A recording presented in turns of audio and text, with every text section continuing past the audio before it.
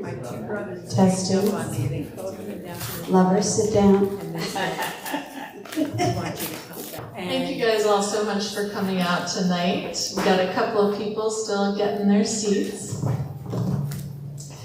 I just want to introduce myself. My name is Christina Baril. I'm the curator here at Art Center Sarasota, and we are absolutely thrilled to have you here for this special artist talk with E.A. KAHANE and her installation, Come Join the Parade, 25 years from my third floor window, showcases the joy and camaraderie of the Macy's Thanksgiving Day Parade, which we all need right now. Congratulations, Elizabeth. It's wonderful. And it has been such a pleasure to work with you. It's so fun to learn more about the parade. So we are thrilled that you all are here. We're going to talk a little bit about the process and your inspiration and everything else. So congratulations. Please welcome me in joining Elizabeth.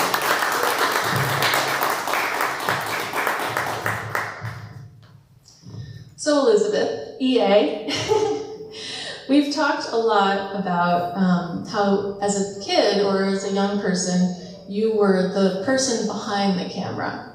So if you would like to share with us your first encounters with the camera and how it shaped your trajectory into art. Well, it's funny, and it's only recently that this kind of dawned on me looking back, because you do get asked that question. I was given a gift as a camera as a teenager, so I was probably 16, 17, and that's when my interest began. But then I wondered, why did that person give me a camera? And then I thought back further, and it's interesting because on the family holiday, New Year's Eve, you do the countdown, 5, 4, 3, 2, 1. Well, for some reason, many years in a row, I would wait with the camera for that 1, 0, and photograph my parents. So it's kind of fun. This excitement is what I like. This moment of excitement that I like to capture in the camera. And I find that's interesting going all the way back. And then recently I found this little box set of slides because, slides were much more economical to make photos with.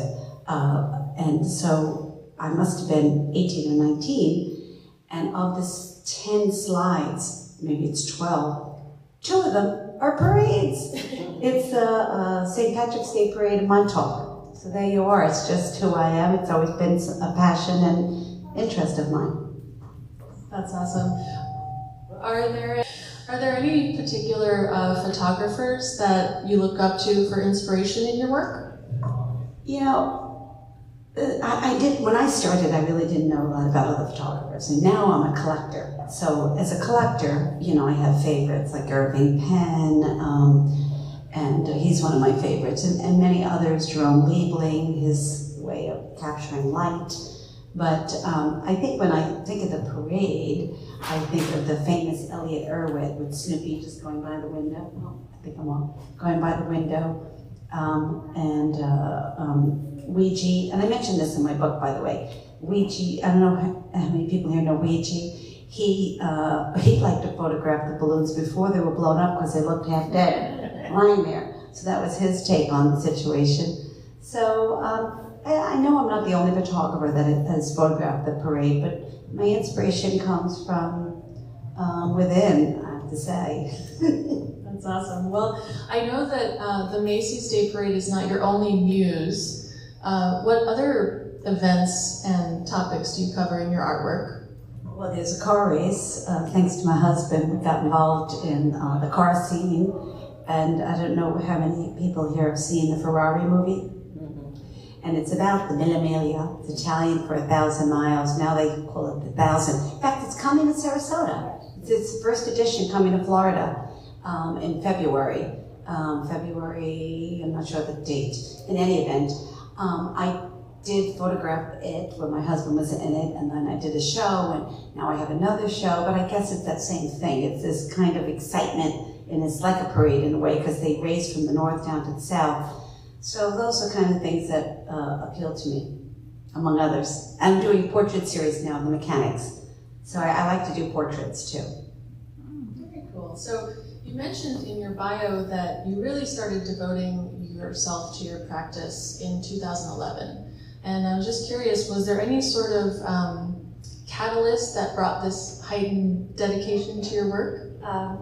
Well, yeah, we were at a lecture. I don't know if you've heard of Massimo Vitali. He's an Italian photographer, and he works with medium format camera. And he was saying in this lecture that his art wasn't really going anywhere. And then he went to this gallery in Soho. He was 50 years old, and he said, you know what, I'm going to go out and bang the pavement kind of thing. Anyway, his career took off. And I was 49 when I heard that lecture, and I thought, oh, I'm about to turn 50. So I did a show for myself for my birthday called Central Park and Other Places. And we had demoed these 2 rooms next door, which became my favorite window. And before we built it out, I put this exhibit up. And that was really the start for me. And so many of my friends didn't even know I was a photographer because I wasn't showing the work, but I was always taking the photos and making books for my son and my family. But that's when I really began to focus on my photography as fine art with 100% focus. Yeah. That's awesome. So obviously the exhibition that we have here today, Come Join the Parade, is centered around your experience of photographing the Macy State Parade. And I just was curious, what can you share with us about this particular parade that really gets you excited? Well, obviously the character balloons, who doesn't love? Everybody has a favorite. And everyone has a story about the parade, the Thanksgiving Day parade, whether you watched it on television or live, and the marching bands.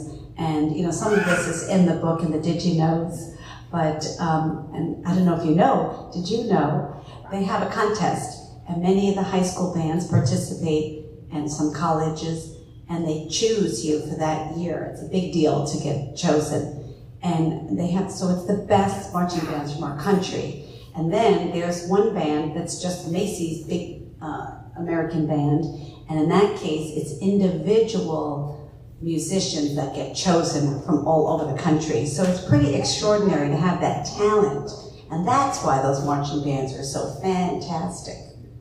So I don't think it compares to, it's a parade like no other. Absolutely. So you've been doing this for 25 years. You do it from your home on Central Park West. What is your plan of attack on Thanksgiving Day, Thanksgiving morning? What do you do? Well, we get the bagels out, start cutting the bagels and lox and bialys and get that all ready, and the coffee. Some years I used to run out and get Starbucks in the box, but I'm not doing that anymore. But so we get all that set, and I look out, and I usually photograph. I didn't include this in the book, maybe it's another book, the crowds lining up in the dark. I do photograph that, because it's quite extraordinary. They get out so early and get their spots. So that's it, we're just getting ready for our guest. Okay. So, you've been doing this now for 25 years, and you must have learned so much every year. So what in your process has changed over the years? What are you really looking forward to? I can't talk to people too much because I might miss something. I learned my lesson this year. Actually, I'll share a little tidbit with you, Joelle, who interviewed me for ABC and Taxi TV, and we hit it off, and she put me on national TV. So I invited her to bring the kids, so she came over. In the middle of the parade, she had the TV on in the TV room, and she made everyone come in and watch. Elizabeth's on TV. And I thought that was great, and I realized I saw a balloon go by, and I missed it. I'm like, oh my God, I never miss a balloon. But so you really can't socialize too much. All right, so you're very focused on the actual photography. Yes. When you're leaning out your window, are there any particular compositions that you're trying to capture? Well, I love those straight-on views of those big balloons. And then I think when it comes to the cheerleaders and the marching bands, it's more of a kind of a graphic, design kind of thing, aesthetic that I'm going for. It's a lot more abstract. The colors and the way they're lined up, it's really quite beautiful. Yeah, absolutely. We have one right behind us, and I love that the cheerleaders are waving back at you. Yeah, so because Macy's in front of Herald Square, they do a Broadway show. those people don't march in the parade. And so the parade pauses every once in a while. And because my building has balconies above, it's really great for me because they see people on the balcony and they start waving, me hanging out the window, and that's what's going on here. They're waving to people in my building and to me. I call those the candy cane girls, by the way. And it's really a lot of fun, and they look so beautiful. That's the other nice thing about photography. It's this moment, and you can really take time to look at it. It's not going by so fast. And you can see how they fix their hair, and they put, you know, barrette in their hair, and all the time they took to make these outfits are amazing. Awesome. So your show's only been up for about a week, but we've had such a wonderful response from our visitors, and some of the photographs that I think that resonate most with them are the ones of the kids with their noses up against the window. I heard that tonight. So, I just wanted you to share with us why it was so important for you to put those images in the show. Yeah, well, it's so funny because I work with a top book designer, Yolanda Como. She worked with Richard Avedon. She's very highly regarded and got a big reputation. And it was her genius, actually, when I started to work with her, she immediately came up with that gatefold. I don't know if you've seen in the book, it opens up and all the children are in the window over the years. And it really sort of inspired and gave the rest of the story. It became about the window. And this idea of calling it Miracle on 64th Street, like the movie Miracle on 34th Street, and it really resonated with folks because you just can't get this from the street, first of all. And it's about this commitment and passion and dedication of 25 years from my home, from my window. So there's a great New York story. And I don't know if you have this in your questions, but it's tied to the reason we made the movie. So the movie poster out there from my third floor window is my husband and I met in Central Park by mistaken identity. And then when we looked at where to live, I said, well, I have to be on the park. And I have to watch the Macy's parade, because where I lived before was north of the parade. So we walked into the room, and from the dining room table, the broker said, you can watch the Macy's parade, and we bought it. And it's quite a funny story. And then, yeah. Well, so, that definitely brings New York itself into perspective, right? It's almost as much a character of the parade as any of the floats. So, is there anything about New York City that really inspires you or makes you feel more alive? About New York City? Oh, yeah. Well, everything about it. There's no place like New York. I'm a New Yorker, car and coffee, God, God. I feel right at home. The energy and the freedom. People can express themselves in New York. They're very uninhibited, let's face it. And they got lots of energy, and we got lots of young folks, and there's a lot of creative aspect, I think, to New York. As I said, freedom, be who you want to be, dress how you like. And one of my favorite shots is that crowd shot I was showing you all. You see people waving. And so New York's always inspiring. I'm always happy when I arrive. It's the smells you get when you get off the plane, right? So to bring it back to the photography for just a few minutes, do you do a lot of editing after you take the images? Are you a traditionalist? No. I'm a traditionalist. I don't edit at all. I don't think there's anything there that was edited except in the book, the designer cropped astronaut Snoopy. So that's not, but it was nothing edited. I don't even know how to do that. I have to hire someone if I want to do that. No, I'm a purist. And what about your choice for the canvas printing? What drew you to that? That's my material of choice. I've been working with that for a long time. It just feels very painterly, something very special about it. I'm not a painter, but at least I can put the photo on the canvas. And actually, it behaves very well. It's quite durable. And I had a show of that work during the pandemic, outdoors. And believe it or not, you can put that outside in the rain and all kinds of things, and it behaves. I love it.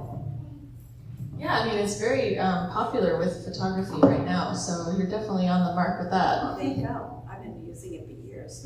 I need it. It's classified. So another element for this particular show that I know was really important for you was the installation of the work. And I'm just curious if you could tell us, what were your goals in how the viewer interacts with the show? Well, I wanted you to encounter the big balloons. And actually, it's funny because the show changed after the book. What happened was, when I was invited to do a show here by Kinsey Robb, the former director, and by Christina, then I thought, I should have a book to go with it.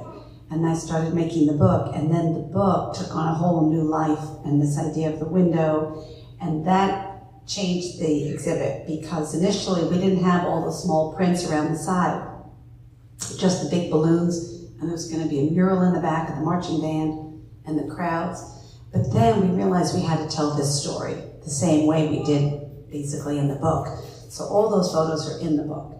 And so that changed. I always wanted to have the sound. And then of course, we could talk about it later about the balloon, but that was a new addition.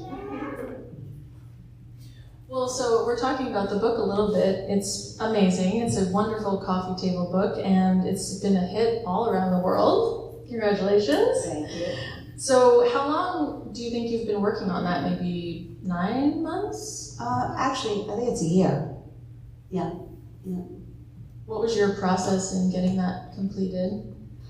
Oh my God, it was so much work. I mean, my husband's my witness, because believe me, it's not like I just paid someone to do it. I did all the work. And that's why people ask me about this. It's so fun. There's people here tonight that saw me on the Today Show and heard me say that I had a show in Sarasota and looked it up.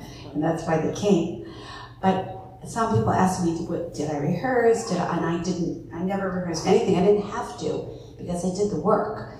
I mean, my husband can tell you, I had little pieces of paper all over the floor with the did you knows and highlights and cutting, because I'm very tactile and I'm more analog. I'm not a technical person. I'm sure you could have done that on a computer, but I had to cut and put it all around. So all those did you knows were did you knows that I thought were fun and interesting. And after all, it's my book, so I can do what I want. And I self-published. So I chose those for the book, and it didn't have to be every page, and it wasn't a documentary. It was just sprinkled in to give what I felt for the reader more bang for the buck. And then I did the directory, which I also did myself. I had an editor, so she has to fact check, and no plagiarism, did your English correct? But honestly, I looked up every one of those. Who was the celebrity that was on the float that year? And I thought that was fun, because you don't want too much text in the book. So I put the directory in the back, and then the movie, which I've got to tell you how that came about, and I will, but there's a QR code in the back of the book, so you can watch the 3-minute micro movie that's in 2 festivals right now. 3, I thought. 3, we're a finalist in 2, and the 3rd one gave us kind of a good job award. And we're not a finalist, but we got some kind of an award. So what is your favorite did you know about the parade? Well, first of all, you have to hear my voice. Did you know? And so did you know where the Red Star logo comes from? The Macy's Red Star logo? Who knows here? Raise your hand. Not if I told you, though, if you read it in the book. Okay. Yeah. So R.H. Macy grew up on Nantucket Island. And as a young boy, he worked on a whaling ship. And during that time, one of his journeys followed the North Star, or some story like this. He decided to get himself a Red Star tattoo to remember this journey. And this became the logo when he started the company. And I called myself the Newport Historical Society to fact check it. And would you know, this is how I got invited. And then I schlepped my work there. But yes, it was true. They sent me all the information. So that's one of my fun did you knows. And by going to Nantucket Historical Society, they were doing an exhibit on Tony Sarg. So this is in my did you knows. You know who Tony Sarg is? Well, he's the grandfather of the parade. He was a famous puppeteer and marionette, and it was his idea to turn it upside down, and this is where the character balloons come from. It was Tony Sarg. So he was there from the beginning, 1924, which is 100 years anniversary now. So they have a big exhibit of his, and this is how I met, through them, the balloon designer who made me the balloon inflatable replica of the book, Bill Smith. It's such a fun balloon. We love having Kermit out there. And See it from the street. So, from all the thousands of images you had to choose from for the book, how did you nail down the ones that made the cut? Oh my goodness, I was asked that a couple of interviews, what's your favorite? And then my answer took me a while because I was asked this so many times that I came up with a good answer. All that are in the book are my favorites. And it's true because you can imagine, especially today with digital photography, I have thousands and thousands of photos. And so these are images that resonate for me and have resonated for me over the years. I know them all so well, and that's a beautiful thing about photography. When an image burns in your head, that's a good sign, and I feel that way about those images. They've burned in my head, and they're my favorites. They're in the book.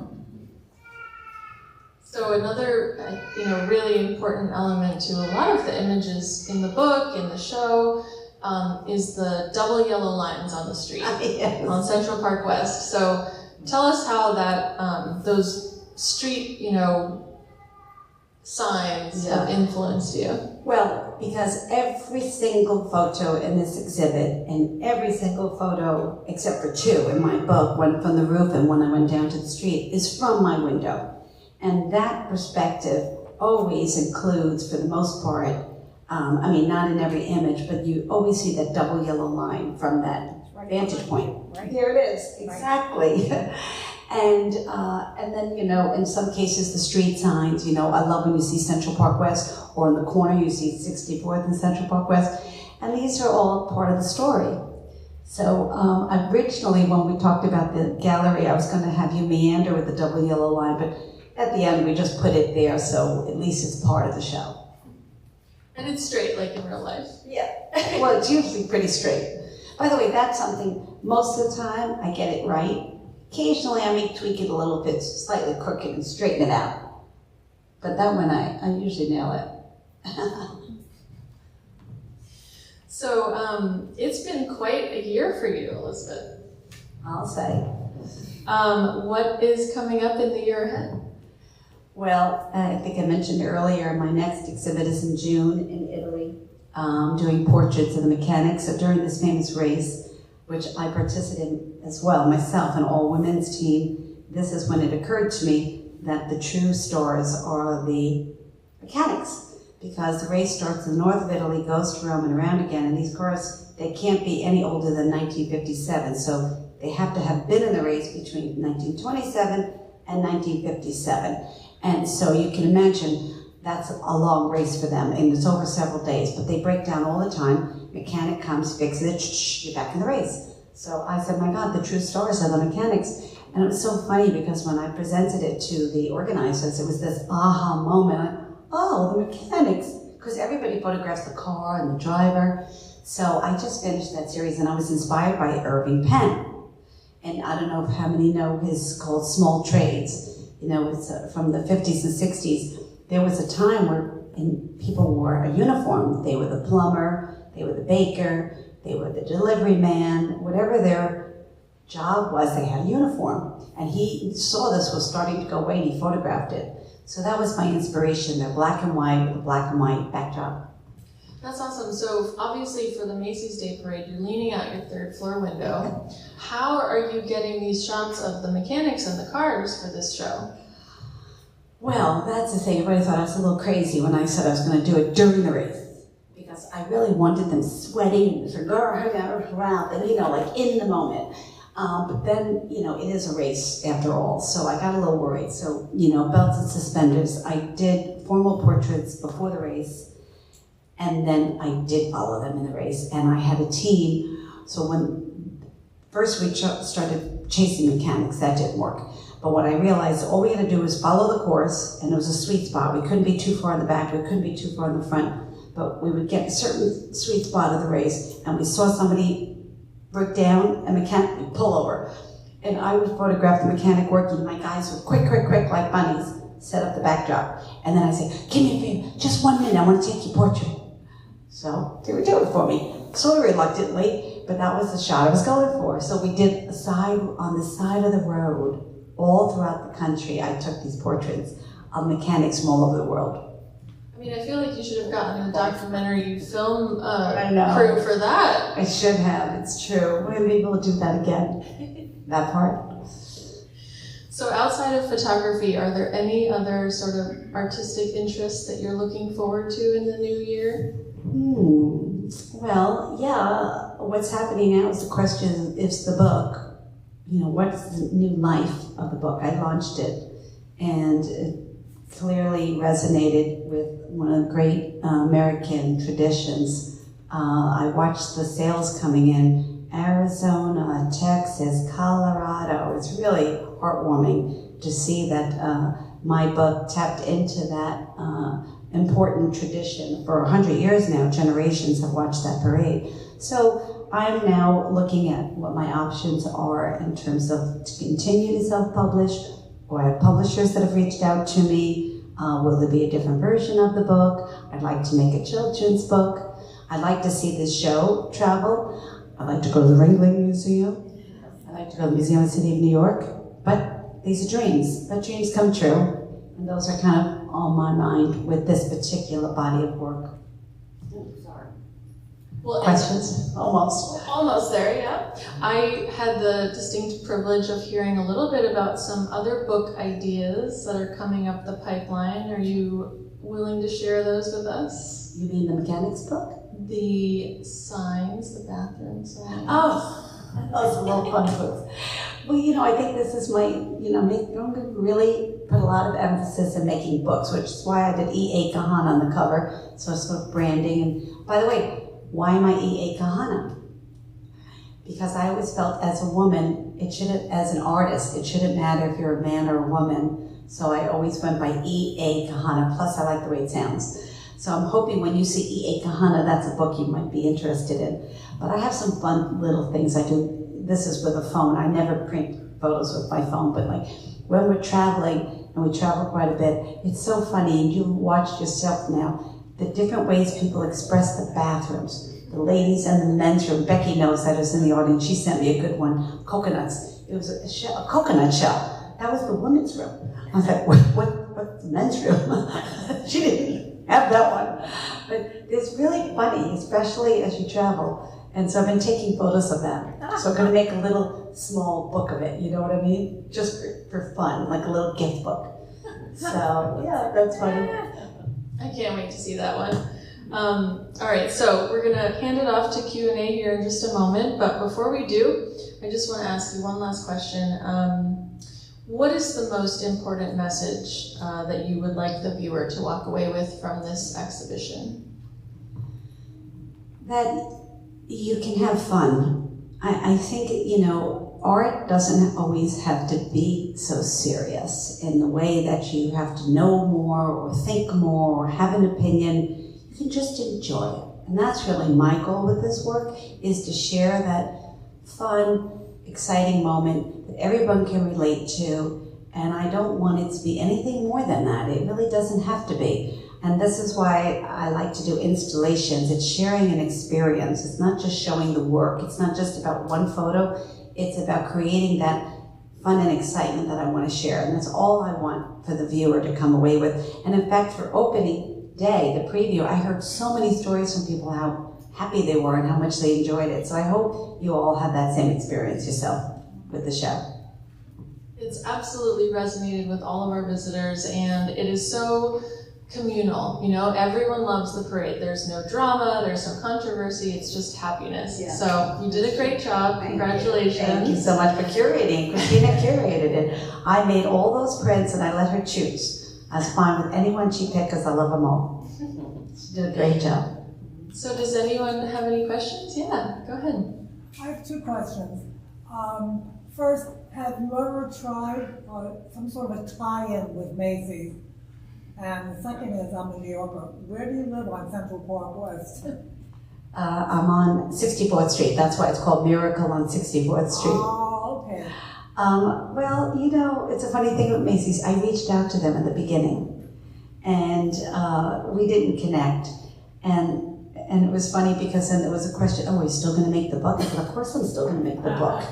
And it was the best thing that could have happened because it became about me and my story, not about Macy's. So I'm happy to talk to them at this point if there's some interest on their part. Yeah. You had a second question? So that was the two questions. Okay.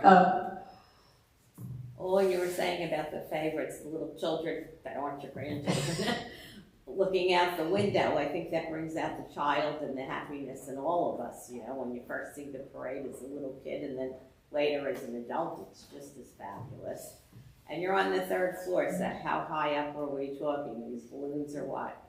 Like Well, 60 feet up in the air or something? Let me put it to you this way. When it's sunny out, as the balloon goes by my window, it becomes almost pitch dark because it blocks the light. Yeah. That's how perfectly Well, it they're right in fills front my of you, window. yeah. If you want to know how high I am, how high is our 35 feet. 35 feet, so the shots are there, and then up because they're high. Yeah, and then, you know, when it's really windy, they pull them down, which is Yeah. fine for me too. I still get the great shot. Even my neighbors say I have the best level because below me is a bit low and above me is a bit high, and like I have just got lucky with the 3rd floor.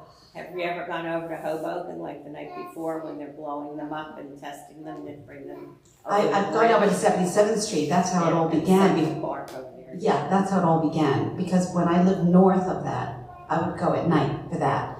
And then when I met my husband, I said, I want to see the parade. So then I went down south and 64th Street we landed, so I was very happy about that, and I've never missed. And a matter of fact, I have to tell you a funny story because my family's here from Amsterdam and England, and that because of that little baby, I almost missed the parade this year. But because I was invited to do a show, so let me back up. I never missed the parade, but then because Sam had this baby, I said, oh, we'll give him a break, we'll come to him, because it's a long way to come with a baby, which they can tell you because they just did it. But then I got invited to do a show here at the Art Center, and I said, I can't miss the parade. So do you know, I flew back from Amsterdam the day before, went to watch the balloons blown up that night, and that's how the movie came about. I invited a film crew because I didn't have any guests and I was by myself. So we made a movie, and that night I flew back. That's how dedicated I am of not missing the parade. Yes. I'll tell you a little bit. I was, you know, where you see the Macy sign and they're all on the stands. I did that one year because we had connections because our family used to be part of Bamberger's, which later became Macy's. Oh. But when you're on the stage in the back, Yeah. you see the back of like the Rockettes in the Broadway show when you say they come out and all. Yeah. So it's not as nice. I mean, everybody watches it on TV and says, oh, those are the seats to be in. Yeah. I'd rather be in your apartment. Yeah, nice and warm, and having bagels and lox from Barty Greengrass. So we And we have like 2 more for next queens. year. Yeah. When you first did this, what did you say, 25 years ago? Yeah, actually 27 to be exact. Did you envision that this would be every year and that it would turn into this? Or No. It just kept growing on you? Yeah, it was only during the pandemic, when we were in lockdown, 2020, when we couldn't have parades, remember? I mean, you think about parades and people are cheek to jowl, the high fives, and you just couldn't have a parade. And this is when I started to look at my archive because I just love parades and I can't help myself. So I had all this material, and I have parades from other places. I photographed in Peru, Cuba, Paris. Like if there's a parade, I go. And so that I called that all of that I love a parade. That's how it started. All of it is called I love a parade. But then I live in Newport, Rhode Island for the summer, and I realized that I had photographed their St. Patrick's Day parade in 2017. I never even looked at the material. And I had 600 photos from that parade. And I said, wow, this is something just itself. So I did an outdoor installation. Same thing as like here, the 2 sizes. So the participants were very large, and then the crowd was bifurcated in the smaller prints.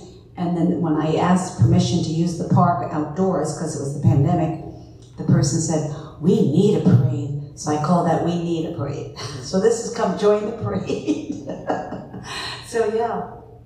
Did I answer your question? Yeah. Okay, it was during the pandemic. You didn't expect it. No, and then when I was invited to do the show here, that's when I made the book. But I also agree with something you said about the 2 children looking outside. Yeah. because you're picturing what they're thinking Yeah, as they watch it. It's That's magical. what I can think, like, where they must be so excited, like, wow, I can't believe what I'm seeing. yeah, you know, the kid in all of us comes out, we all love it, but there's nothing like the little kids in the window. And I tell this, I think, in my introduction, because, you know, I have Henry come and clean the windows, but those windows are filthy by the time the parade's over, because the kids are smudging their faces and their hands, you know what that's like. And they are glued to that window. We have a rule, kids get the window, adults can stand back. You see, you know, well, the kids, they get the front row seat. Funny thing is, when my son became older, the TV's on, and they go on watch it on TV, and we're like, you know, a certain age, like when they're teenagers, we're like, what are you doing? It's right here live. That's so funny. Yes. Have you done Mardi Gras? Yes. Actually, I haven't even looked at those images, and I was very fortunate because our friend is on the float. So we got from that point of view. And that was actually right before the pandemic. That was when it just happened. I have not looked at this. Is something I should look at because I did photograph it. Absolutely. Yeah. What type of camera? Oh, you know, everybody asks that. It's not the camera. Talent behind it. I have lots of different cameras, but the one good thing is you want a camera that has a file size, at least that you can make them large. You know, the phone, I never print with the phone. I mean, they're good photos. The phones are great, but I like a camera where I can get those big prints. Zoom lens. What's that? Zoom. Yeah, not so much a zoom. These aren't so much a zoom because they're right there. You have a question? Thank you so much. You mentioned mechanic photographs and having photographed workers myself. The parade would be an interesting, I'll make it into a question.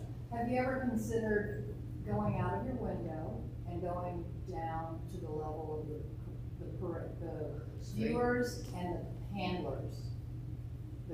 The cleanup crew, all the people involved in the parade. Sorry, am I yawning for you? Sorry. Just a thought. Yeah. No, I hear what you're saying. There is a photo of the cleanup, and I do acknowledge in my Did You Knows what it takes and how many tons of debris they pick up and how many workers it takes. So they are in there. And I did, because this last year that I mentioned, I came back for the day, and I didn't have guests. Normally we would go right upstate, but I have the day to go till I went to the airport. I went down because I saw the confetti, and they had this snowball fight, so I did go down. That was the first time. But the problem is that I miss my window. I'm not at the window. It's like an addiction at this point, you know? It's like an obsession. It would probably involve a lot of coordination, but I'm thinking like, you know, the handlers and that perspective. I know, but then I wouldn't have my window. Think You about it. can't listen, you don't understand. Yes. To respond to your comment, my wife and I have been in the parade. In fact, we were handlers for 33 years. Wow, so great. 18 years. 18 They years. do, well, it's okay, same thing. You are absolutely right. The mechanics to me are more fascinating than the art side. The mechanics are just amazing. Yeah. What does a handler do? Could you Well, help we me? were actually management. He was a pilot and I was a captain. And on every big balloon, you have 3 pilots, 3 captains, and about 78 handlers per balloon. Those are the handlers you're looking at. Well, no, that's. No, those are They're cheerleaders. Yeah, but they're in the photos, the handlers. They usually match the logistics of balloon. doing this, it's unbelievable. And we did it for 18 years, and it was the COVID when they stopped the parade. That was, our last parade was 2019. Wow, And did you know Bill Smith? we probably did that. Yeah, he doesn't made my balloon. sound Which familiar. balloons were you handler for? Well, in 2019, we had Olaf. We've done all the balloons. We've done You may be in my pictures. Yeah. What did you have in 2018? I'd have to look. You may be in my pictures. Probably are. Oh my God, that would be awesome. We were always the last big balloon. They worked in teams, Yeah. and our team was always on the last big balloon. Of the Which would parade. change every year. Oh, before Santa. Yeah, just before Santa. And nobody wanted to be on that balloon because you didn't get home. Oh, yeah. 2 or 3 in the afternoon, and there goes your Thanksgiving. So Are you paid or is it No, volunteer? it's all. Everything is They have volunteer. like, I don't know, 4,000 volunteers in Awesome. the parade. And not just balloons. Oh, no. They have clown. I always wanted to be a clown, but once the balloon people got you, they never let you go. Yeah. I begged them, let me be a clown, and no, you've been trained to be a balloon person, and we're not letting you go. Well, there's a lot goes into training for the balloon handling, right? Oh, yeah, you had to go to training every year. Hours, we have classroom training and field training. And you have to be And you like have to be a certain weight. I think you have to be a certain recommended weight. from Macy, Yeah, something we were to do with doing Kermit employees. one year, and it was very windy that year, and Kermit, the design that year, he had a hand that went extended. I bet there is. I think that's your photograph. Anyway, a gust of wind, we came out of Columbus Circle, and we were just going into the street again, and a wind came and pushed his whole balloon and hand into the audience. Oh. It was very scary, like, we couldn't control it. These are monster things, and anyway, that was one, and our friend was on the balloon that hit a lamppost and Oh, yeah, that's someone. slow. She never did the parade again. It was so traumatizing. Yeah, I know. To her, It was a but sad moment. it was one of the most fabulous experiences in our life, and I'm very sad that we aren't doing it anymore. You have to look at my Kermit photo to see if you're in it. I know.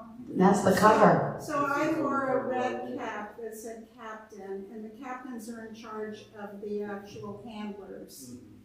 And the pilots are actually in charge of flying the balloon, and Don was the pilot that walked way ahead of the balloon with an anemometer that registers the wind. Oh. So he would be way ahead of us, and we all had radios, and he'd say, okay, the wind is really bad at this intersection, you need to bring the balloon down before you get to the intersection, and then we let it go up again.